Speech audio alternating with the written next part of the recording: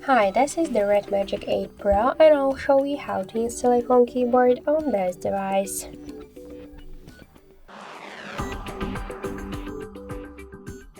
So we should first open the Play Store app, and to get this application we should enter the green Apple keyboard in the search pool.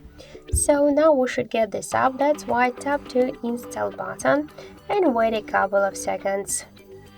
Then just tap to open the app, click to enable in settings, and near green Apple keyboard click on the switcher. Then just tap twice to OK and go back.